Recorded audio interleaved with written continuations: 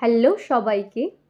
সেই দিন চলে গেছিলাম আমাদের স্কুলের ছোট্টবেলাকার বন্ধুর আইবুড়ো ভাতে। গেছিলাম হচ্ছে আমরা সম্রাটে। তো গিয়ে দেখি সম্রাটের সামনে প্রচুর লাইন, সেদিনকে প্রচুর আইবুড়ো ভাতের ওদের অনুষ্ঠান ছিল ওখানে।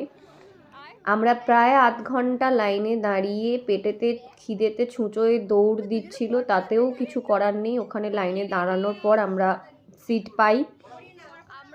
তারপর আমাদের শুরু হয় এখানে মালা বদল, বর বউকে মুকুট পরানো, কত নতুন নতুন রিচুয়ালস আমরা ওখানে করি বসে।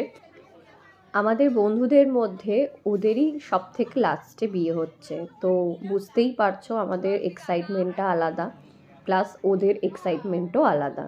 আর এই যে আমাদের সুন্দরী টোপর মাথায় দিয়ে একদম আর একবার বিয়ে করার চিন্তা শুরু করেছিল হয়তো। আর কি হাসি দেখো মেয়ের, শুধু হাসিটা দেখো। তারপরে আমরা করেছিলাম একটু আশীর্বাদ, মানে বন্ধুদের আশীর্বাদ, এটা ওদের জীবনে ভীষণ দরকারি। আর সম্রাট থেকে খুব সুন্দরভাবে সাজিয়ে ফুল দিয়ে ডেকোরেশন করে, আবার ওদের ক্যামেরাম্যান ছিল, ভিডিওগ্রাফার ছিল, ওখানে সব আমরা স্মৃতিবদ্ধ করেছি।